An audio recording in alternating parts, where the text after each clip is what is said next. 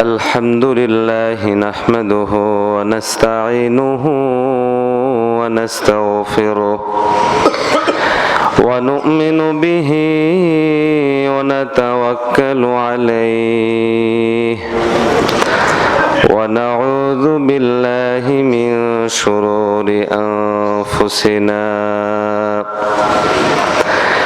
ومن سيئات أعمالنا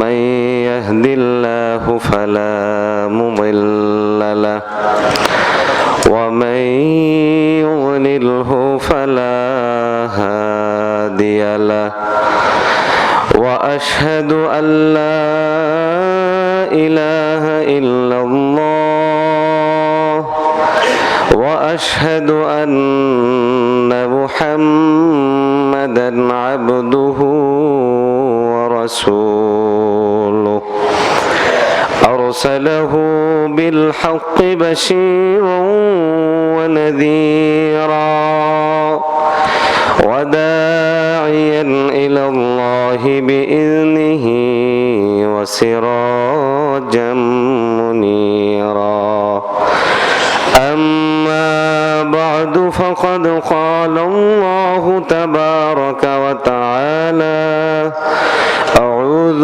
بالله من الشيطان الرجيم بسم الله الرحمن الرحيم نحن نقص عليك أحسن القصص بما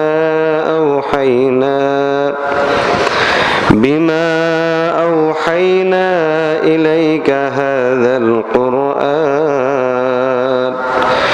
وإن كنت من قبله لمن الغافلين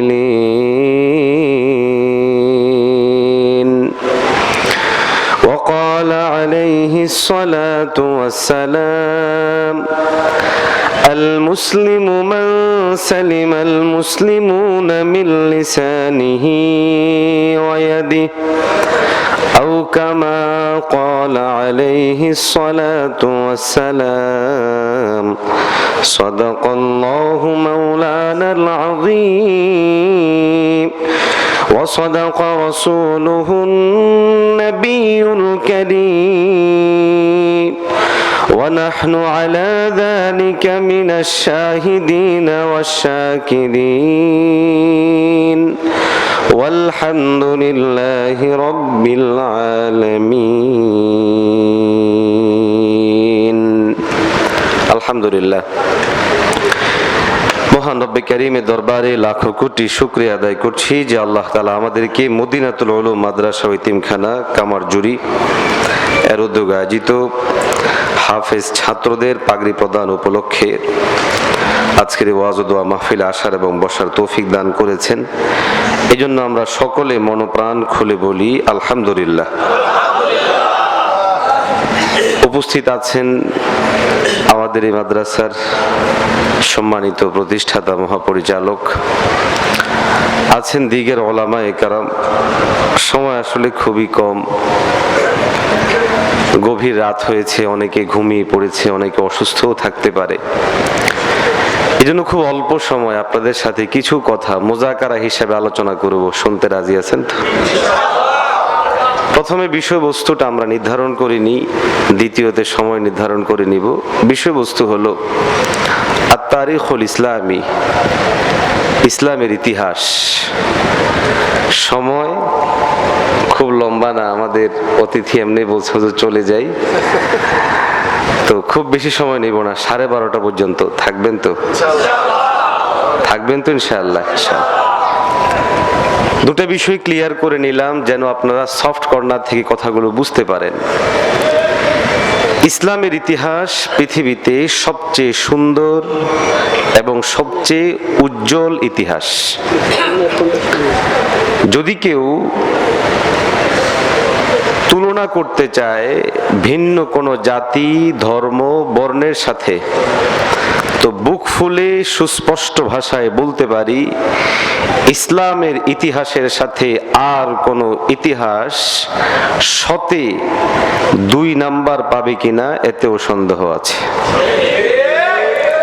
ইসলামের ইতিহাস বলে মানবতার কথা, ইসলামের ইতিহাস বলে মনুষ্যত্ব বিকাশের কথা, ইসলামের ইতিহাস বলে পশুত্বের গুণ থেকে মানুষকে আউট করে প্রকৃত মানুষ সৃষ্টি করার কথা। ইসলামের ইতিহাস বলে অনাচার অবিচার থেকে বের করে নিয়ে এসে একজন সুনাগরিক গড়ে তোলার কথা। ইসলাম বলে, ইসলামের ইতিহাস বলে একজন দুশ্চরিত্র মানুষকে সম্পূর্ণ চারিত্রিক দিক থেকে উন্নত সার্টিফিকেট দিতে পারে এমন ইতিহাস যেই ধর্মের আছে, সেই ধর্মের নাম হলো ইসলাম। এই জন্য আমরা যদি একেবারে ইসলামের সূচনাকাল আমাদের নবীর জমানার দিকে তাকাই, তাহলে দেখতে পাবো যে ইসলাম আগমনের আগে, ইসলাম আগমনের পরে পরিবেশ পরিস্থিতি আকাশ পাতাল ফারাক।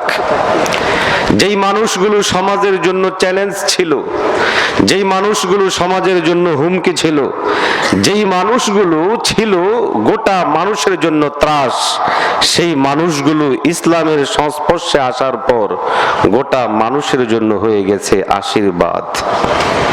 কি বলেন, ঠিক না ঠিক? আমি কি সত্য বললাম না মিথ্যা বললাম? আজকে আমি ইসলামী ইতিহাসের আলোকে একটা ছোট্ট বিষয় আপনাদের সামনে তুলে ধরবো, সেটা হলো সংখ্যালঘু অধিকার। কারণ ইসলামের পুরো লম্বা হিস্ট্রি আপনাদের সামনে এই 45 মিনিটে তুলে ধরা আমার পক্ষে সম্ভব না, কিন্তু সংখ্যালঘু হিস্টোরি বা ইতিহাসটা এই জন্য আপনাদের সামনে তুলে ধরা দরকার। উনিও বলেছেন, আমরাও বলি, এবং গোটা বিশ্ব এখন দেখছে ভারতের মসনদে বসে আছে এখন আস্ত একটা কসাই। এটাকে যদি কেউ মানুষ মনে করে তাহলে সে ভুল করবে। একজন মানুষের আচরণ শান্তিপূর্ণ একটি দেশে, সহাবস্থানের একটি দেশকে কিভাবে আগুন জ্বালাতে হয়, এই বিষয়গুলো মোদির ভালো করে জানা আছে। সুতরাং মোদিকে মানুষ বলা যায়, তবে সুস্থ মানুষ না, আস্ত একটা কসাই মানুষ। আওয়াজ দিয়ে বলেন ঠিক না ব্যাঠে? মুহতারাম হাজিরিন, আমাদের জানা থাকা দরকার যে ইসলামের ইতিহাস সংখ্যালঘুদেরকে কি দিয়েছে, আর বিধর্মীয় ইতিহাস মুসলমান সংখ্যালঘুদেরকে কি দিয়েছে। সংখ্যালঘু এটা কোনো ধর্মের নাম না। সংখ্যালঘু হচ্ছে সংখ্যাগরিষ্ঠের বিপরীত যারা বসবাস করে সে জাতি। সেটা মুসলমান হতে পারে, হিন্দু হতে পারে, বৌদ্ধ হতে পারে, খ্রিস্টান হতে পারে। আজকের পৃথিবীতে আমরা দেখি কিছু কিছু দেশে মুসলমানেরা সংখ্যাগরিষ্ঠ, আবার কিছু কিছু দেশে মুসলমানেরা সংখ্যালঘু। যেই সমস্ত দেশে মুসলমানেরা সংখ্যালঘু, সেখানে মুসলমানদের অবস্থা হলো সকালে ভালো থাকে তো বিকাল বেলায় রক্তাক্ত হয়ে বাড়িতে ফিরতে হয়। এক একটা বাড়ি ঘরকে জ্বালিয়ে পুড়িয়ে ছারখার করে দেওয়া হয়। এমনকি আমাদের ইবাদত খানা মসজিদগুলো নিরাপত্তায় থাকে না, থাকে না আমাদের দরসেগাহ মাদ্রাসাগুলো নিরাপদ থাকতে পারে না, ধর্মীয় গুরুরা নিরাপদ থাকতে পারে না। ঠিক সকালবেলা যেই মানুষটার সাথে কোলাকুলি করেছিল, বিকাল বেলা এসেই তার গলা দিয়ে ছুরি চালিয়ে দেওয়ার ইতিহাস আমাদের চোখের সামনে ঝলঝল করে জ্বলছে। আমি কয়েকটা উদাহরণ দিয়ে আমার মূল আলোচনায় প্রবেশ করব। মুসলমানরা সংখ্যালঘু যেই কয়েকটা দেশে, এর মধ্যে একটা দেশের নাম হলো চীন। একটা দেশের নাম চীন। এই চীনের একটা আভ্যন্তরীণ প্রদেশ আছে, যেই প্রদেশের বর্তমান নাম জিনজিয়াং। কি নাম? যেটার সাবেক, একজনে বলে জিনজিরা, জিনজিরা না, জিনজিয়াং। কি নাম? জিনজিয়াং। এটার সাবেক নাম ছিল উইঘুরিস্তান। ওখানকার বসবাসকারী মুসলমানদেরকে বলা হয় উইঘুর। একটি স্বাধীন দেশ, স্বকীয় দেশ, নিজস্বভাবে চলার মতো একটি দেশ চীন দখল করার পর যখন মুসলমানেরা আজকের দিনে সংখ্যালঘু আমরা দেখেছি মুসলমানদেরকে কিভাবে বিচ্ছিন্ন করেছে, টুকরা টুকরা করেছে। আওয়াজ দেন ঠিক না ভাই? ঠিক।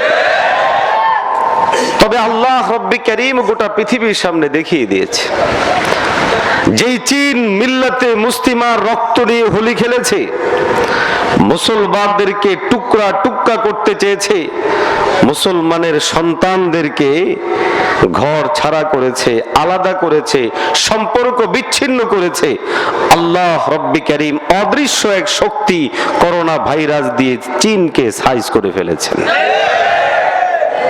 মুসলমানরা সংখ্যালঘু আরো একটি দেশ, ইউরোপিয়ান অনেক দেশে, যেখানে ব্রিটেনের মতো উন্নত দেশেও মুসলমানদেরকে স্বাভাবিকভাবে থাকতে দেয়া হয় না, প্রকাশ্যে দিবালোকে মুসলমানদের উপর এসিড ছুড়ে দেওয়া হয়। মুসলমানরা সংখ্যালঘু আরো একটা দেশ, সেই দেশের নাম হলো বার্মা। বার্মার মুসলমানদের উপর অত্যাচার করা হয়েছে, যেই প্রদেশে এটার সাবেক নাম হলো আরাকান। পরবর্তী সময়ে তারা ওইটার নাম চেঞ্জ করেছে। যেই জাতির উপরে আক্রমণ করা হয়েছে তারা মুসলমান, যাদেরকে আমরা রোহিঙ্গা মুসলমান হিসেবে জানি। এইভাবে সারা পৃথিবীর মধ্যে মুসলমান যেখানে সংখ্যালঘু সর্বশেষ, ভারতের মতো বহু ধর্মীয় রাষ্ট্রেও কাশ্মীরের মতো জায়গায় একসময় মুসলমানদের উপর জুলুম করা হতো। আজকে সেই জুলুম কাশ্মীর পর্যন্ত সীমাবদ্ধ রয়নি, আজকের সেই জুলুম ভারতের অন্দরে অন্দরে এলাকায় এলাকায় ছড়িয়ে দিয়েছে আজকের এই কসাই মোদি।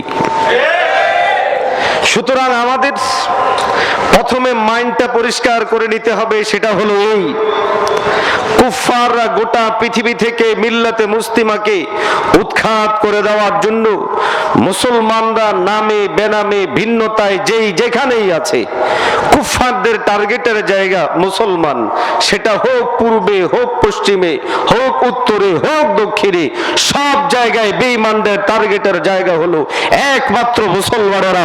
এই জন্য এই মুহূর্তে আমাদের একটাই মাত্র আমল, সেটা হলো ইতিসাম বিহাবলিল্লাহ, আল্লাহর রজ্জুকে মজবুত করে ধরে ঈমানি তাকতে শক্তিশালী হয়ে নিজের দেশপ্রেমকে উদ্বুদ্ধ করে এই শপথ গ্রহণ করতে হবে, পৃথিবীর আনাচে কানাচে বেঈমানরা যখন মিল্লাতে মুসলিমার রক্ত নিয়ে খেলছে, তখন তাদের সমুচিত জবাব দেওয়ার জন্য ইসলামের আলোকে, কোরআনের আলোকে, উলামায়ে কেরামের নেতৃত্বে আমরা আমাদের জান মাল জীবন দিয়ে পূর্ণাঙ্গভাবে প্রস্তুত গ্রহণ করবো। কারা কারা তো একটু হাত তুলে বলে। আল্লাহ আমাদেরকে কবুল করেন, আরো জোরে বলেন আমিন। মুহতারাম হাজিরিন, সংখ্যালঘু শব্দটা শুনতেই জানি কেমন কেমন, তবে ইসলাম এই শব্দের সাথে সবচেয়ে সুন্দর ব্যবহার করেছে। আজকে আমরা আমাদের ইতিহাস জানি না ভাই। এই ভারত উপমহাদেশ শুধুমাত্র আজকের ইন্ডিয়া না, এই পাকিস্তান, এই আফগানিস্তান, এই বার্মা সহ পুরা এরিয়াটা মিলে যেই রাজ্য ছিল সেটার নাম ছিল ভারতবর্ষ। কি নাম ছিল? এই ভারতবর্ষে দু একদিন না, শত শত বছর রাষ্ট্র ক্ষমতায় ছিল মুসলমানেরা। যখন একক ক্ষমতার অধিকারী মুসলমান, ওই সময়ে যদি মুসলমানেরা আজকের এই মুদিদের মতো নিধন করত, তো গোটা ভারতে একজন হিন্দু ভাইকেও খুঁজে পাওয়া যেত না। কিন্তু এটা আমাদের ধর্মীয় কালচার না, বরং আমাদের ধর্মীয় কালচার হলো সংখ্যালঘু যতক্ষণ পর্যন্ত আমরা ধর্মীয়ভাবে তাদের মাধ্যমে আক্রান্ত না হব, অতক্ষণ পর্যন্ত তারা আমাদের হাতে নিরাপদ, যেমন আমাদের একজন মুসলমান ভাই আমাদের হাতে নিরাপদ। কথাগুলো আমি বানিয়ে বলছি না, আপনারা নিশ্চয়ই জানেন আমাদের নবীজি তার জীবনের একটা বিশাল অংশে রাষ্ট্র পরিচালনা করেছিলেন। সেই রাষ্ট্রের নাম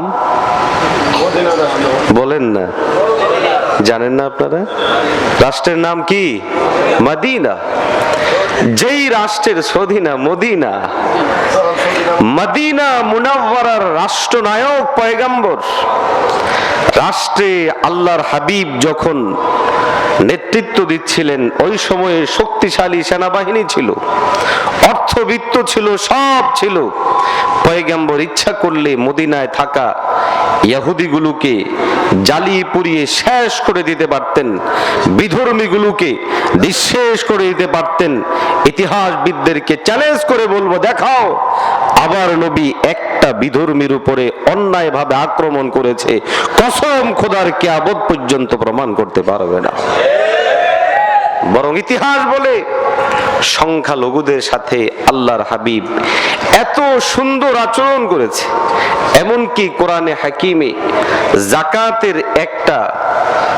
জাকাতের যে কয়েকটা পার্ট আছে, যে কিছু শ্রেণী আছে যাদেরকে দেওয়া যায়, এদের মধ্যে একটা শ্রেণী এটাও আছে যে বিধর্মীদেরকে তাদের হৃদয়ে প্রশান্তির জন্য, তালিফে কলব, অন্তর প্রশান্তির জন্য দেওয়া। এখান থেকেই বোঝা যায় ইসলাম কখনো জাতিগত দাঙ্গাকে সমর্থন করেনি, জাতিগত নিধনকে সমর্থন করেনি। ওহে বিধর্মী ভাইয়েরা শুনে রাখো, হিন্দু ভাইয়েরা শুনে রাখো, বৌদ্ধ ভাইয়েরা, ইসলাম গোটা পৃথিবীতে শান্তি প্রতিষ্ঠাই চেয়েছিল, ইসলাম গোটা পৃথিবীতে সুখ প্রতিষ্ঠাই চেয়েছিল, ইসলাম গোটা পৃথিবীর মধ্যে মানবতা প্রতিষ্ঠাই করতে চেয়েছিল। ইসলামের সেই ঐতিহাসিক ইস্যুগুলোকে, অবদানগুলোকে কিয়ামত পর্যন্ত তোমরা কোনদিন পিছনে ফেলতে পারবে না।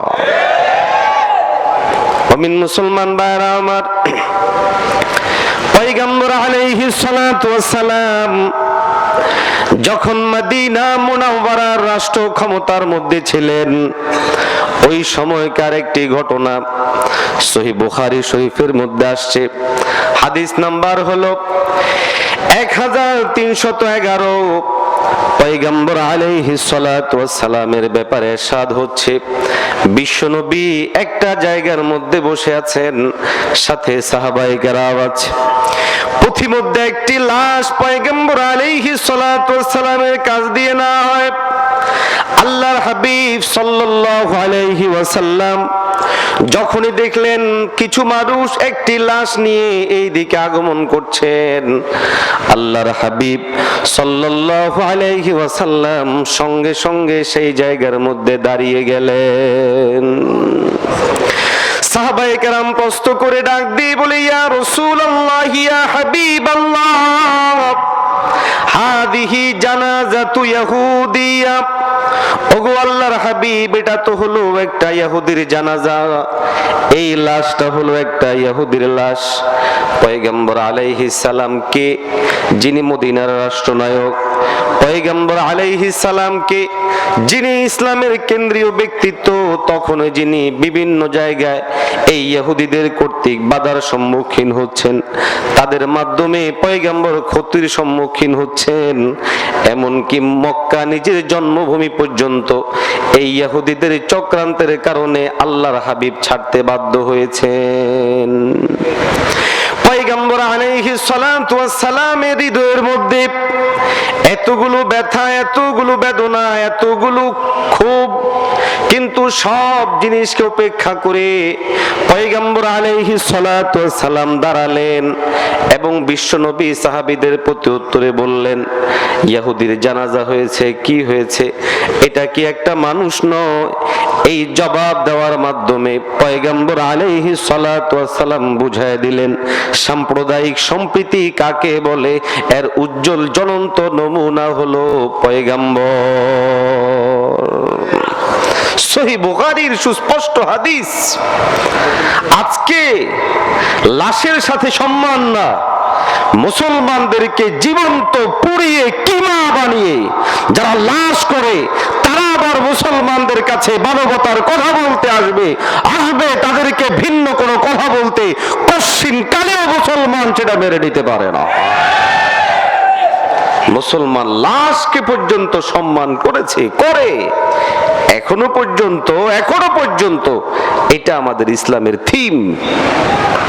আমার দেশ বাংলাদেশ 56,000 বর্গ মাইলের ভূখণ্ড আমাদের কাছে অত্যন্ত দামি, কেননা একটা স্বাধীন ভূখণ্ড।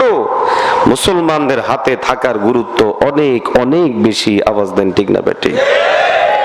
আমার আফসোস হয় প্রিয়া সাহাদের মতো অদূরদর্শী মেয়েরা কে বা কাদের চক্রান্তে পড়ে ডোনাল্ড ট্রাম্পদের কাছে, যেগুলোকে দেখলেই তো হাফ মেন্টাল মনে হয়। বুঝেন না? বলে ডোনাল্ড ট্রাম্পে কি আপনাদের কাছে সুস্থ মানুষ মনে হয়? ওরে তো আমার হাফ পাগল মনে হয়। পুরা পাগল বললাম না, না হয় সে রাষ্ট্রনায়ক কেমনে হলো? তা হাফ পাগল বললাম এমন একটা অসুস্থ দানব, যেই দানবদের রক্তে হাতে রঞ্জিত হচ্ছে গোটা পৃথিবীর মুসলিমদের বিভিন্ন জনপদ, একেবারে কোন ইস্যুবিহীন। ওরা গোটা পৃথিবীর মধ্যে মানবতার ফেরি করে বলে। ভাই একটা গুরুত্বপূর্ণ পয়েন্ট নিয়ে আসছে, না বলে পারছি না। ভারতে যেই দিন দিল্লিতে মুসলিম নিধন শুরু হলো, সবার জানা কথা, সেই দিন মোদি আসলো, ট্রাম্প আসলো মোদির কাছে। এখন প্রশ্ন হলো, সে তার বক্তব্যের মধ্যে মোদিকে, ভারতকে সার্টিফাই করে গেছে যে তারা মানবতাবাদী, তারা এই তারা সেই। প্রশ্ন হলো, এতগুলো মানুষের রক্ত ঝরার পরেও যারা কোন একটি রাষ্ট্রকে বলতে পারে মানবতাবাদী, কোন একটা খুনিকে যখন বলতে পারে শান্তিবাদী, তখন আমাদের বুঝতে বাকি রয় না, চোরে চোরে খালাতো ভাই ট্রাম্প এক খুনি, মোদি আর এক খুনি। গোটা পৃথিবীর খুনিরা এক হয়ে মুসলমানদেরকে নিচ্ছিন্ন করতে চায়। এই মুহূর্তে মুসলমানদের জন্য ফরজ হলো বিভিন্ন মতভিন্নতাকে বাদ দিয়ে, দৃষ্টিভঙ্গিকে বাদ দিয়ে সর্বোচ্চ কালিমার পতাকা তোলে একতাবদ্ধ হয়ে বেঈমানদের মোকাবেলা করা। জোরে বলেন ঠিক না বেটা?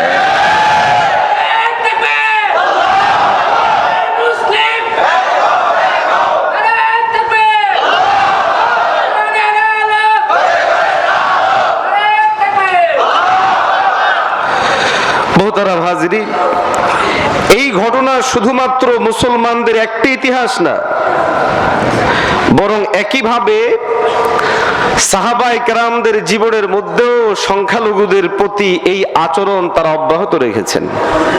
যেমন সহিহ বুখারী শরীফের ঠিক পরের হাদিস, নাম্বার হলো 1312। ঘটনাটা হচ্ছে কাদিসিয়া, একটা রাষ্ট্র ছিল কাদিসিয়া, একটা অঞ্চল, সেই অঞ্চলের ঘটনা। আল্লাহর হাবিব সাল্লাল্লাহু আলাইহি ওয়াসাল্লামের দুইজন সাহাবী সেই জায়গার মধ্যে ছিলেন। একই ধরনের ঘটনা, একজন ইহুদির লাশ তাদের সামনে দিয়ে আনা হলে তারা উভয়জন সেখানের মধ্যে দাঁড়িয়ে যান। তখন কিছু সঙ্গী সাথীরা বলে, কেন দাঁড়াচ্ছ? এইগুলা তো ইহুদিদের লাশ, বিধর্মীদের লাশ, আমরা দাঁড়াবো না। আল্লাহর হাবিবের সেই দুইজন সাহাবী ডাক দিয়ে বলে, হে ভাইয়ারা, তোমরা কি পয়গম্বর আলাইহিস সালাতু ওয়াস সালামের বক্তব্য শুনোনি? বিশ্বনবী সাল্লাল্লাহু আলাইহি ওয়াসাল্লাম বলেছেন যে এই ধরনের কোন সংখ্যালঘুরা যদি আমাদের সামনে আসে, তাহলে তাদের সাথে যেন আমরা এই রকম আচরণ করি। সুতরাং আমরা তাদের সাথে এই ভালো আচরণ করা পয়গম্বর আলাইহিস সালাতু ওয়াস সালাম থেকে শিখেছি। আমরা এই আচরণকে অব্যাহত রাখবো। বলেন আল্লাহু আকবার। মুসলমান ভাইরা আমার, আজকে আমাদের অনেক লোকেরা ইসলামের সংখ্যালঘুদের সম্পর্কে, দৃষ্টিভঙ্গি সম্পর্কে জানে না, অথচ এই ভারত উপমহাদেশকে সামনে নিয়ে আসলে প্রমাণ হয়ে যাবে ভারত উপমহাদেশ 700 বছরের চেয়েও বেশি মুসলমানেরা যেই রাষ্ট্র পরিচালনা করেছেন, এই রাষ্ট্রের মধ্যে মুসলমানেরা সংখ্যালঘু না, বরং হিন্দুদের প্রতি যে ভালো আচরণ করেছেন, এটা থেকে বোঝা যায় ইসলাম কখনো ধর্মীয় কারণে, ধর্মীয় উস্কানি দিয়ে ভিন্ন ধর্মকে নিচ্ছিন্ন করে দেয় না, নিচ্ছিন্ন করে। আরে আজকের বাংলাদেশ আরো বড় জ্বলন্ত প্রমাণ হতে পারে গোটা পৃথিবীর জন্য। আজকে ইন্ডিয়ায় যখন আক্রমণ চলছে, দাঙ্গা চলছে। বাংলাদেশে যদি আমরা সবাই মিলে হিন্দুদেরকে মারা শুরু করে দিই, 2 দিন টিকতে পারবে তারা? কথা বলেন, টিকতে পারবে না। কিন্তু এই বিষয়টা যে আমরা আমাদের বাড়ির পাশের হিন্দুকে মেরে ফেলবো, আমরা তাদের মন্দিরকে জ্বালিয়ে দিব, তাদের মূর্তিগুলোকে ভেঙে দিব, এটা আমাদের ইসলাম সমর্থন করে? কোন মসজিদ থেকে বলা হয়েছে? কথা বলেন, কোন আলেম সে কথা বলে না। স্বাভাবিক পরিস্থিতিতে মুসলিম কোন ভূখণ্ড, আমি আগেই বলেছি মূলনীতি, একজন মুসলমান প্রতিবেশী আমার হাতে যেই পরিমাণ নিরাপদ, একজন অমুসলিম প্রতিবেশী আমার হাতে ওই পরিমাণে নিরাপদ। তার সাথে আমি ওই হক রক্ষা করার জন্য চেষ্টা করি। এটাই হলো ইসলামের সৌন্দর্য। ইসলাম এই জিনিসটা শুধুমাত্র বলে বলেই প্রকাশ করেছে এমন না, বরং বাংলাদেশ দিয়ে গোটা পৃথিবীর সামনে উপমা উদাহরণ দেওয়া যাবে যে দেখো বাংলাদেশে সম্প্রীতি কাকে বলে। আওয়াজ দেন ঠিক কিনা? যদি আমাদেরকে কেউ মৌলবাদী বলে, তো আমাদের মৌলবাদীদের কেন্দ্রীয় জায়গা হাটহাজারী।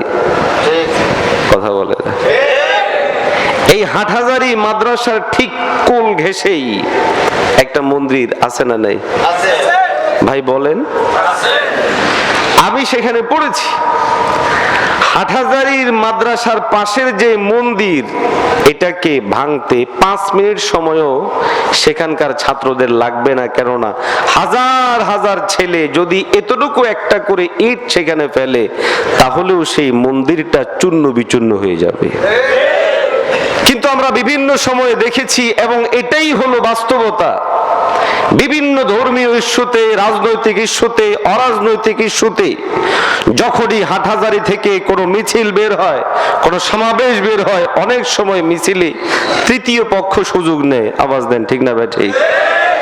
তৃতীয় পক্ষ যেন সুযোগ নিতে না পারে। হাটহাজারীতে ওলামায়ে কেরাম প্রথমেই হিন্দুদের মন্দিরের সামনে দাঁড়িয়ে সেটাকে সেভ করে, একই ঘটনা গোটা বাংলাদেশের বিভিন্ন জায়গার মধ্যে সুস্পষ্টভাবে আমরা প্রমাণ আঙ্গুল দিয়ে দেখিয়ে বলতে পারবো সম্প্রীতি কাকে বলে, কিভাবে পর ধর্মগুলোর মানুষগুলোকে সেভ করতে হয়। এটাই দেশের ওলামায়ে কেরাম দেখিয়েছে। আল্লাহর কসম কেটে বলি, এরপরও যারা উগ্রবাদিতার কথা বলে, ভিন্ন কথা বলে, আলেমদেরকে দায়ী করে, মাদারিসকে দায়ী করে, মুসলমানদের দায়ী করে, ইতিহাস সম্পর্কে তাদের বিন্দু পরিমাণ কোনো ধারণা নাই, বিন্দু পরিমাণ কোনো ধারণা নেই। এটা ইসলামের শিক্ষা, ইতিহাসের শিক্ষা। মুহতারাম হাজিরিন, শুধু তাই না, আগেও এই ইতিহাস এমন হয়েছে যে সাহাবায়ে কেরাম নবীজি মুহাম্মদুর রাসূলুল্লাহ সাল্লাল্লাহু আলাইহি ওয়াসাল্লামের রেখে যাওয়া সেই থিওরির উপর একইভাবে চলেছেন। সংখ্যালঘু যদি বিধর্মীয় হয়, তাদের প্রতি সহানুভূতিশীলতা, এটা ইসলামের সবচেয়ে বড় সৌন্দর্য। আওয়াজ দিয়ে বলেন আল্লাহু আকবার। মুমিন মুসলমান ভাইরা আমার, আল্লাহর হাবিব সাল্লাল্লাহু আলাইহি ওয়াসাল্লাম আমাদেরকে প্রতিবেশী সম্পর্কে কিছু হকের কথা বলেছেন। আমার প্রতিবেশী অসুস্থ, সেই প্রতিবেশীকে দেখতে যাওয়া একজন প্রতিবেশী হিসাবে আমার জিম্মাদারি। আমার প্রতিবেশী কোনো কারণে কোনো সমস্যায় জর্জরিত, সেই প্রতিবেশীকে দেখতে যাওয়া আমার জিম্মাদারি। আমার প্রতিবেশীর ঋণের টাকা লাগবে, তাকে ঋণ দেওয়া, টাকা দেওয়া, সুদের বিনিময়ে না কর্জে হাসানা দেওয়া, এটা হলো ইসলামের সৌন্দর্য। ও মুসলমান, এইভাবে আল্লাহর হাবিব অনেকগুলো প্রতিবেশীর হকের কথা বলেছেন। সমস্ত হকের মধ্যে একটা জায়গার মধ্যে বলেন নাই যে মুসলমান প্রতিবেশী হইলে এটা করবা, অমুসলমান প্রতিবেশী হইলে এটা করবা। আল্লাহর হাবিব প্রতিবেশীদের হককে স্বাভাবিকভাবে বয়ান করে বুঝায়া দিলেন, তোমার প্রতিবেশী যদি বেঈমান হয়, বিধর্মীয় হয়, তাহলে তার সাথে তুমি ওই রকম আচরণই করবা। প্রতিবেশীর হকের মধ্যে একটা অন্যতম হক হলো এই, আমার আচার আচরণে যেন আমার প্রতিবেশী কোনোভাবেই কষ্ট না পায়, আজকে আমরা আমাদের প্রতিবেশীদেরকে খুব বেশি কষ্ট দেই। নিজের জানালা থেকে একটা খাবার আরেকজনের জানালায় ফেলে দেয়, আছে না নাই? ময়লাগুলো ফেলে দিই, বিভিন্ন ভাবে কষ্ট দিই। এই বন্ধু, এটা মোটেও ইসলামের শিক্ষা না। আল্লাহর হাবিব সাল্লাল্লাহু আলাইহি ওয়াসাল্লাম আমাদেরকে কত সতর্ক করেছেন প্রতিবেশীদের হকের ব্যাপারে। আজকে তো বৃহস্পতিবার এলে মানুষ বিয়ের অনুষ্ঠান করে, সেই বিয়ের অনুষ্ঠানের মধ্যে এমন ভাবে ঢোল তবলা বাজায়, গান বাজায়, প্রতিবেশী তো বহু পরের কথা, বরং দূর পর্যন্ত বহু মানুষ সারা রাত ঘুমাইতে পারে না। সারাটা রাত প্রতিবেশীদের 12টা না 14টা বেজে যায়।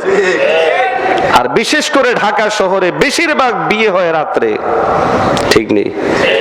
বৃহস্পতিবার রাতে, অথচ এই রাতটা সবচেয়ে মোবারক রাত, জুমার রাত, যে রাতটা গুরুত্বপূর্ণ ছিল, সেই রাতটাকে গান বাজনার মাধ্যমে শেষ করে দেওয়া হচ্ছে। আল্লাহর হাবিব সাল্লাল্লাহু আলাইহি ওয়াসাল্লাম প্রতিবেশীদের হকের ব্যাপারে একটা কথা বলেছেন।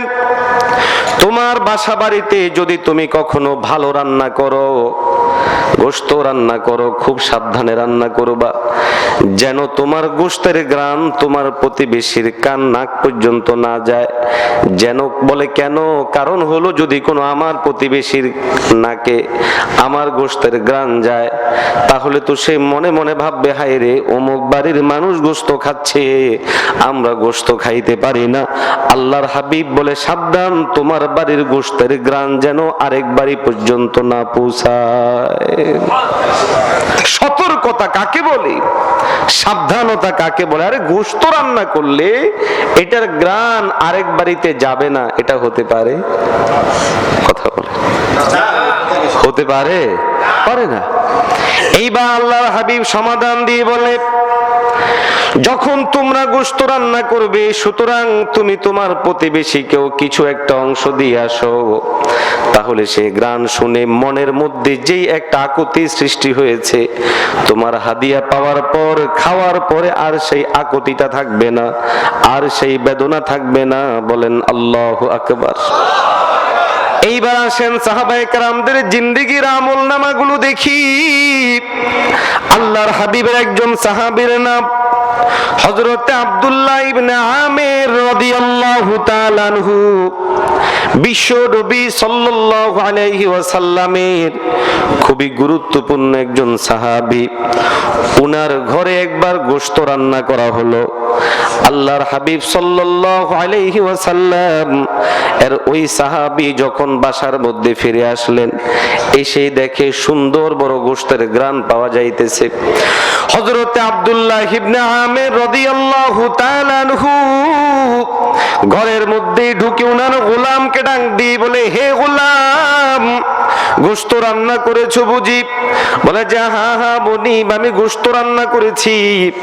এইবার হযরতে আব্দুল্লাহ ইবনে আমির জিজ্ঞাসা করেন, তুমি যে গোশত রান্না করেছো, আমার প্রতিবেশী বাড়িটা হলো ইহুদির বাড়ি, তুমি ইহুদিদের বাড়িতে সেই গোশতটা দিয়ে আসছো কিনা? গোলাম ডাক দিয়ে বলে, না মনিব, আমি দিতে পারি নাই। এইবার হযরতে আব্দুল্লাহ ইবনে আমির বলে, কেন দাওনি? যাও যাও, তার বাড়িতে দিয়ে আসো। এরপরে উনার বাড়িতে গোশত দিয়েই আব্দুল্লাহ ইবনে আমির ক্ষান্ত হয়েছেন। সুবহানাল্লাহ।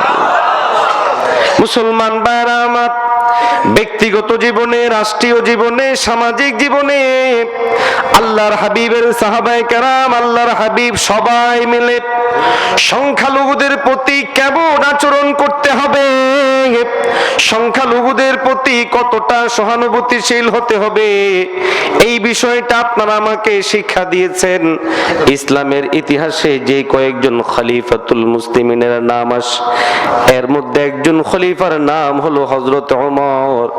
হযরত ওমর রাদিয়াল্লাহু তাআলা আনহু এমন একজন রাষ্ট্রনায়ক ছিলেন, ইসলামের বিভিন্ন মাসআলায় তিনি বড় জালালি মেজাজের মানুষ ছিলেন। ডাইনে বামে, এই দিক সেই দিক কোনো জিনিস শুনলেই তিনি সহ্য করতে পারতেন না, রাগান্বিত হয়ে যেতেন। বলেন ঠিক না বেঠিক? শয়তান যদি হযরত ওমরকে একদিকে দেখতো তো আরেক রাস্তা দিয়ে যেত। তিনি হলেন হযরত ওমর। এত উচ্চ ক্ষমতা সম্পন্ন মানুষ, ব্যক্তিগতভাবেও খুব শক্তিশালী ছিলেন। হাজার মানুষের মধ্যে যদি ওমর চলতেন তাহলে দূর থেকে ইঙ্গিত দিয়ে বোঝানো যেত ওই দেখো ওমর যাচ্ছে, এমন শক্তিশালী। উনার তরবারি চালনা ছিল বড় মজবুত, উনার যুদ্ধ পরিচালনা ছিল বড় সুন্দর। মুখোমুখি যুদ্ধে হযরত ওমর বিশাল বড় শক্তিশালী একজন মানুষ ছিলেন। আল্লাহ রাব্বুল আলামিন পয়গম্বর আলাইহিস সালাতু ওয়াস সালামের পর দ্বিতীয় খলিফা হিসেবে হযরত ওমর রাদিয়াল্লাহু তাআলা আনহুর হাতে ক্ষমতা দিলেন। ওমর হলেন খলিফাতুল মুসলিমিন। ওমর রাদিয়াল্লাহু তাআলা আনহুর রাষ্ট্র পরিচালনা সবার কাছে জানা। রাতের গভীরে একাকিত্বে তিনি জনগণের খবর নিতেন, দিনে দুপুরে তিনি বিভিন্ন সময়ে খবর নিতেন। একাকীভাবে বিভিন্ন মায়েদের খবর নিতেন, দুস্থ মানুষের খবর নিতেন। আজও পৃথিবীতে বহু ক্ষমতাধর মানুষ হযরত ওমর রাদিয়াল্লাহু তাআলা আনহুর জীবনী গবেষণা করে উনার মতো তার এরিয়াগুলো পরিচালনা করে সবার মুখে প্রশংসিত হচ্ছেন। আওয়াজ দেন ঠিক না বেঠিক? ওমর রাদিয়াল্লাহু তাআলা আনহু যিনি কুফরি শক্তির কথা শুনলেই জালালি হয়ে ওঠেন, যিনি কুফফারদের মোকাবেলার মধ্যে সিদ্ধহস্ত, কোন বেঈমানকে ছেড়ে দিবেন, ছাড় দিবেন প্রশ্নই ওঠে না। সেই ওমরের ছোট্ট একটা ঘটনা বলি। হযরত ওমর রাদিয়াল্লাহু তাআলা আনহু একবার তাকিয়ে দেখেন মসজিদের বাহিরে একজন বয়োবৃদ্ধ মুরব্বী হাতগুলোকে বের করে ডাক দিয়ে বলেন, সাবিলি সাবিলি, আমাকে আল্লাহর ওয়াস্তে কিছু জিনিস দান করো, আমাকে আল্লাহর ওয়াস্তে কিছু জিনিস দান করো। হযরত ওমর তাকিয়ে দেখলেন একজন বয়োবৃদ্ধ মানুষ, কাছে গেলেন, খবর নিলেন, জানতে পারলেন তিনি একজন ইহুদি ব্যক্তিত্ব, ইহুদি। বুড়ো মুরব্বীকে হযরত ওমর রাদিয়াল্লাহু তাআলা আনহু ধমক দিলে দিতে পারতেন, কিন্তু না না, ওমর নিজে আত্মসমালোচনায় লিপ্ত হয়ে গেলেন। নিজেকে নিজে প্রশ্ন করে বলে, হে ওমর, হতে পারে এই ইহুদি যখন যুবক ছিল, জওয়ান ছিল, তখন তুমি তার কাছ থেকে খাজনা আদায় করেছো, কর আদায় করেছো। আজকে এই লোকটা বুড়া হয়েছে, জীবনের শেষ সীমায় পৌঁছে গেছে। এ খলিফাতুল মুসলিমিন, আজ তুমি তার খবর রাখছো না, তাকে ক্ষতির দিকে পৌঁছায় দিছো, তার কি হবে? এইবার হযরত ওমর সেই ইহুদির কাছে গিয়ে বলে, হে ইহুদি ভাই, আফসোস আমার জন্য, হয়তোবা যৌবনকালে তোমার কাছ থেকে আমরা টাকা পয়সা নিয়েছি, খাজানা নিয়েছি, কর নিয়েছি, আর তোমাকে বয়োবৃদ্ধ অবস্থায় আজকের দিনে ঠেলে দিয়েছি এই কষ্টের দিকে। এই কথা বলে হযরত ওমর ওনার রাজকোষ থেকে এই ব্যক্তির জন্য, বাইতুল মাল থেকে এই ব্যক্তির জন্য ওনার বয়স্ক ভাতা দিয়ে হযরত ওমর প্রমাণ করলেন ইসলাম কখনো অমুসলিম বা সংখ্যালঘুদের সাথে অনাচার করে না। চারটি ঘটনা প্রমাণ বহন করে ইসলাম অমানবিক। কথা বলে অমানবিক ইসলাম। এই চারটা ঘটনাই শুধু না, আমি তো বলেছি আজকের বাংলাদেশ উপস্থিত প্রমাণ। মানবতা কাকে বলে বাংলাদেশ গোটা বিশ্বকে দেখিয়েছে। উন্নত দেশগুলো 10,000 উদ্বাস্তুকে নিতে নারাজ, সেখানে বাংলাদেশ 10 লক্ষ রোহিঙ্গা মুসলমানদেরকে জায়গা দিয়ে গোটা পৃথিবীতে প্রমাণ করেছে মুসলমানেরা সব সময় বড় দিলওয়ালা। এবং আজকের বাংলাদেশে, আমাদের পার্শ্ববর্তী দেশে যখন হামলা হচ্ছে, দাঙ্গা হচ্ছে, এবং সবচেয়ে গুরুত্বপূর্ণ পয়েন্ট আমাদের জন্য কি বলে তাদেরকে উৎখাত করা হচ্ছে, একটা ইস্যু মুসলমান, দ্বিতীয় ইস্যু বাঙালি। কথা কন ঠিক না? রোহিঙ্গা মুসলমানদেরকে তাড়ানো হলো ইস্যু, তারা বাংলাদেশের একটা আঞ্চলিক ভাষা, চট্টগ্রামের ভাষায় কথা বলে। এই জন্য বার্মার সরকার, মায়ানমার সরকারের দাবি হলো এগুলা মনে হয় বাংলাদেশ থেকে আসছে। ঠিক না বেটি? সেম আজকের ভারতে আসাম থেকে যখন মুসলমানদের বিশাল একটা অংশকে বাদ দেওয়া হচ্ছে, সেখানেও বারবার তাদের দিকে আঙ্গুল তোলা হচ্ছে, এই তোরা বাংলাদেশি, এই তোরা বাংলাদেশি। প্রমাণ, বাংলা ভাষায় কথা বলে, প্রমাণ এদের জাতিগত ধর্ম মুসলমান। এই ধর্মের কারণে, এই জাতিগত বিষয়ের কারণে বাবা ভারতের, দাদা ভারতের, দাদার বাবাও ভারতে বসবাস করা সত্ত্বেও আজকের কসাই মুদিরা লক্ষ লক্ষ মানুষকে বাংলাদেশের দিকে ছুড়ে দেওয়ার জন্য তৈয়ার করে রেখেছে আসামে, পশ্চিম বাংলার মধ্যে। এগুলা থেকে সুস্পষ্ট প্রমাণ বহন করে এই লোকগুলো মানুষের কাতারে নাই, সবগুলো কসার কাতারে চলে গেছে। জোরে বলেন ঠিক না বেঠে? যেই বাংলাদেশ 10 লক্ষ রোহিঙ্গা মুসলমানদেরকে নিজেদের জায়গায় জায়গা দিতে পেরেছে, আমরা কি না খেয়ে আছি? কথা বলেন, না খেয়ে আছি? বাংলাদেশ ক্ষতিগ্রস্ত হয়ে গেছে? বাংলাদেশের এক এলাকা শেষ হয়ে গেছে? হয়নি। তো আমরা সুস্পষ্ট ভাষায় বলি, 22 লক্ষ আসাম থেকে যদি মুসলমান এবং হিন্দু সহ আছে এখানে, ওদেরকে যদি আবার বাংলাদেশে প্রেরণও করা হয়, বাংলাদেশের কিচ্ছু হবে না। তবে গোটা পৃথিবী জেনে গেল হিন্দুত্ববাদীরা মানুষের স্তরে পড়তে পারে না, মুদিরা মানুষ হতে পারে না, পশু, নর পশুর চেয়েও তারা নিকৃষ্ট। সুতরাং বাংলাদেশে এই ধরনের নর পশুরা পশ্চিম কালেও জায়গা করতে পারবে না। করে বলেন ঠিক না বেটা? এটা গোটা পৃথিবীর মানুষের সামনে পরিষ্কার হয়ে গেল যে এদের মধ্যে মানবতা নাই। আরে শিক্ষিত মানুষ প্রয়োজন নেই, অশিক্ষিত মানে দিন আনে দিন খায় এরকম কোন মানুষও যদি ক্ষমতায় বসে, তারও তো চিন্তা করা দরকার, একটা শান্ত জায়গাকে আমি কেন অশান্ত করব? আপনারা আমার কিছু প্রশ্নের জবাব দেন। ভারতের মুসলমানরা পুরা ভারতে চুরি ডাকাতি করতেছিল, এই কথা বলেন? চুরি ডাকাতি করতেছিল, রাহাজানি করতেছিল, হিন্দুদেরকে ধরে ধরে পিটাচ্ছিল। কি হয়েছেটা কি? কেন এই এনআরসি, তারপর একটা কি সিএএ, এগুলো কেন করতে হলো? উত্তর হলো, আসলে এরা ইসলামকে সহ্য করতে পারে না, মুসলমানদেরকে সহ্য করতে পারে না। মুসলমানদের অস্তিত্ব এদের কাছে একটু অসহ্য লাগে।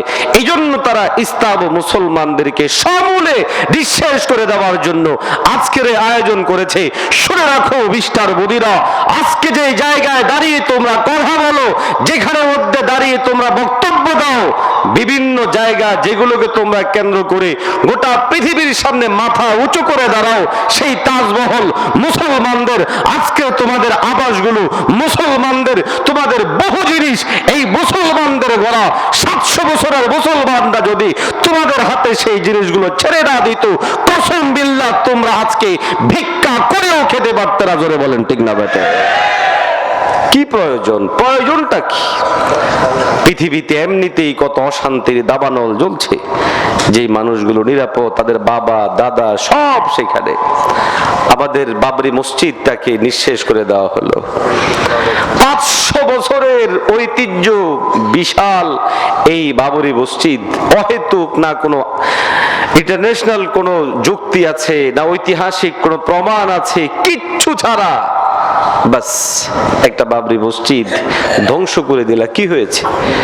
আমাদের হৃদয়ে তপ্ত আগুনকে তোমরা জ্বালিয়ে দিয়েছো। গোটা মুসলমানদের মসজিদে আঘাত না, এটা মুসলমানদের কলিজার মধ্যে আঘাত করা।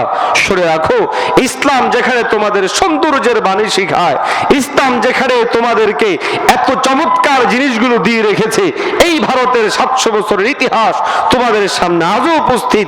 সব কিছু ভুলে তোমরা যখন নগ্নভাবে হামলা করেছো, মনে রেখো সেই দিন বেশি দূরে না, আজকের চেয়ে মুসলমান তখন অনেক কম ছিল। যখন এই ভারত মুসলমানদের হাতে ক্ষমতায় এসেছিল, আজ মুসলমান অনেক শক্তিশালী, অনেক বেশি। ইনশাআল্লাহ সেই দিন বেশি দূরে না, তোমাদের বাড়াবাড়ি সীমা লঙ্ঘন চূড়ান্তে পৌঁছে গেলে আসমান থেকে ফয়সালা হবে। ভারতবর্ষের চূড়ান্ত জায়গায় ইসলামের পতাকা আবার পাপ পাপ করে উড্ডীন হতে থাকবে। জোরে বলেন ঠিক না বেটা?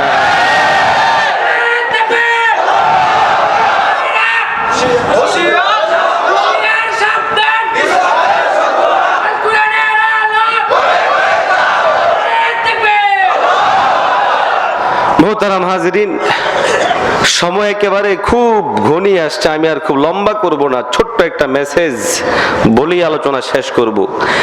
আমাদের সর্বোচ্চ ঈমানি জজবা রাখতে হবে, তবে অতি আবেগী হয়ে অতি উৎসাহী হয়ে কোনো কাজ করা যাবে না। এদেশে সর্বোচ্চ ওলামায়ে কেরাম আছেন, ওলামায়ে কেরাম আমাদেরকে যেভাবে দিক নির্দেশনা দেয় সেভাবে যাব। আপনি অহেতুক অতি আবেগ করে বাড়ির পাশে একটা হিন্দু বাড়িতে গিয়ে একটা ঢিল মেরে দিলেন, মনে রাখবেন এটাকে তারা বড় হাতিয়ার হিসেবে নেবে। বাংলাদেশের ছোট থেকে ছোট ঘটনা এখন ইন্ডিয়ায় অনেক বড় করে উপস্থাপন করা হয়। এই জন্য খুব সাবধান। আমার স্টেজে একজন ভাই মুসলমান হবে হিন্দু থেকে, কিন্তু সে তো স্বাভাবিক মুসলমান হয়েছে, কিন্তু এটাকে ওখানে উপস্থাপন করা হবে এই দেখো জোর করে মুসলমান বানায় ফেলছে। কথা বুঝছেন না, বোঝেন নাই? একটা জায়গায় হয়তো তৃতীয় কোনো পক্ষ এসে হিন্দুদের কোনো বাড়িতে আগুন লাগাই দিবে, কিন্তু ভারতে সেটা উপস্থাপন করা হবে দেখো মুসলমানরা সবাই মিলে এই বাড়ির মধ্যে আগুন লাগাই দিচ্ছে। কথা বুঝেননি মনে হয় আবার। এই জন্য অতি উৎসাহী হয়ে অতি আবেগী হয়ে এগ্রেসিভ ভাবে কোনো কাজ করা যাবে না। ওলামায়ে কেরাম যেভাবে বলে নিয়ম তান্ত্রিকতার সাথে সচেতনতা সাবধানতার সাথে আমাদের অগ্রসর হতে হবে। তাদের যেহেতু বড় দাবি, আপনারা খেয়াল করুন, দল মতের বাহিরে গিয়ে ঠান্ডা মাথায় একটা জিনিস বুঝার চেষ্টা করবেন। প্রিয়া সাহা বিচারটা কই যায় দিল, একেবারে আমেরিকা পর্যন্ত গিয়ে দিল। কথা বলেন তো, ৭১ থেকে নিয়ে, আমি ২, ৪, ৫ বছরের কথা বলছি না, ৭১ বাংলাদেশের নতুন ইতিহাস, এর আগের সব বাদ। ৭১ পর আমাদের বাংলাদেশ নামক শব্দ দিয়ে রাষ্ট্র হয়েছে, রাষ্ট্রের ইতিহাস সূচনা শুরু। এই ৭১ সাল থেকে আজ পর্যন্ত এই কয়েক বছরে ৩.৫ কোটি হিন্দু বৌদ্ধ খ্রিস্টানরে আমরা সাইজ করে ফেলছি। কি ভাইজান করছেন নাকি? সম্ভব আমাদের পক্ষে? বলেন হয়েছে কোথাও? না। ৩.৫ কোটি, ২, ৪, ৫ জন, ২, ৪, ৫ লাখ হলো তো ভিন্ন কথা, ৩.৫ কোটি কত জঘন্য, কত মারাত্মক কথা। এটা খুব ভয়ঙ্কর বিষয় যে আভ্যন্তরীণ ভাবে কোনো আলোচনা নেই, কিচ্ছু নেই, হুট করে এমন একজনের কাছে গিয়ে লাগাইলো যার মাথাটা সবসময় টালি থাকে। কথা ও যেমনে কথাবার্তা বলে তারে কি কোনো স্বাভাবিক মানুষ মনে হয়? প্রশ্ন হচ্ছে ওখানে কেন দিল? উত্তর হলো ইন্টারন্যাশনাল একটা চক্রান্ত হলো, জাতিগতভাবে মুসলিমকে নিধন করবে। এক্ষেত্রে এরা ওরা সব এক এবং অভিন্ন, লক্ষ্য তাদের একটা। সুতরাং তারা তাদের কর্মতৎপরতা সহজ করার জন্য এগুলা সব একটা গেমস আকারে সাজাইতেছে। সুতরাং আমাদেরকে সর্বোচ্চ সাবধান হওয়া লাগবে। আমার প্রতিটা অ্যাটিটিউড, প্রতিটা শব্দচয়ন, প্রতিটা কথায় আমাদেরকে প্রমাণ দিতে হবে যে আমরা মুসলমান। আমাদের মূল থিম হলো আমার হাত, আমার মুখ থেকে অন্য মুসলমান, অন্য ভাই সবাই নিরাপদ। আল্লাহ তাআলা আমাদেরকে আমলের তৌফিক দান করেন। আলোচনার সারমর্ম হলো আত-তারিখুল ইসলামী, ইসলামী ইতিহাস বড় গুরুত্বপূর্ণ। ইতিহাসের একটা পাঠ আমি সংখ্যালঘু বিষয় নিয়ে আলোচনা করেছি। ইতিহাস সংরক্ষণ করা ফরজে কেফায়া, ইমাম সাখাবী রহমতুল্লাহ আলাইহির বক্তব্য। সুতরাং আজকে ভারত ও মহাদেশের ইতিহাস আমাদের অনেকেরই জানা নাই। কথা কোন ঠিক না ঠিক? যা জানি সব বিকৃত। চেপে রাখা ইতিহাস নামে একটা বই আছে, বইটাকে ভারত সরকার ব্যান করে দিয়েছে। কেন? কারণ এখানের মধ্যে যে ইতিহাস ফুটিয়ে তোলা হয়েছে সেই ইতিহাসে কিছুটা বাস্তবতার রূপ আছে। অন্যথায় ভারতের যে ইতিহাস আমাদের সামনে দেওয়া হয় সম্পূর্ণ বিকৃত, ফালতু এবং মুসলমান শাসকদেরকে সেখানে প্রশ্নবিদ্ধ করা হয়েছে। এই জন্যই ভারতবর্ষের ইতিহাস আমাদেরকে ঢুকতে হবে, বুঝতে হবে, পড়তে হবে। কিন্তু কোথায় পড়বো? আমাদের বিশ্ববিদ্যালয় লেভেলেও যে বইগুলো পড়ানো হয় সেখানের মধ্যেও তো বাস্তব ইতিহাস নিয়ে আসা হয়নি। সেখানের মধ্যে আকবরকে যেভাবে উপস্থাপন করা হয়, সম্রাট আকবরকে, সম্রাট আলমগীরকে ঠিক সেভাবেই দমিয়ে রাখা হয়। কেন? সম্রাট আকবর ছিল নাস্তিকতার প্রতীক, সম্রাট আলমগীর ছিল আল্লাহ ওয়ালার প্রতীক, যার জন্য আকবরকে যত হাই করে প্রকাশ করা হয় সম্রাট আলমগীরকে ততটাই নিচু করে ফেলা হয়। এর চেয়ে বড় দুঃখ আর কিচ্ছু হতে পারে না। আলমগীর যার নেতৃত্বে হাজার হাজার পৃষ্ঠার ফতোয়ায়ে আলমগীরি রচিত হয়েছে। কথা বুঝছেন না বুঝেন নাই? এই জন্য আমাদেরকে বাস্তব ইতিহাস পড়তে হবে। আচ্ছা, যদি সেগুলো নাও পাই, অন্তত বাংলাদেশের ইতিহাস আমাদের জানা থাকতে হবে। এবং এই বাংলাদেশ আমার ভূখণ্ড, আল্লাহ আমাদেরকে এটা দান করেছেন, না হয় আমাদের মতো দুর্বলরা এরকম ভূখণ্ড পাওয়ার কথা না। এই ভূখণ্ড রক্ষায়, মুসলমান ভূখণ্ড রক্ষায় সর্বোচ্চ পরিমাণ চেষ্টা করব তো ইনশাআল্লাহ। জোরে বলেন, করব তো ইনশাআল্লাহ। ইনশাআল্লাহ দিন এলাহির কারণে ও নাস্তিকের পর্যায়ে দিন এলাহির কারণে ঈমান থাকে না। আল্লাহ তাআলা আমাদেরকে সহি বুঝ দান করেন, সকলে বলি আমিন। ওয়া আখিরু দাওয়ানা আলহামদুলিল্লাহি রাব্বিল আলামিন। আসসালামু আলাইকুম ওয়া রাহমাতুল্লাহি ওয়া বারাকাতুহু। একটু সময় বেশি নিয়ে ফেললাম, 8 মিনিট।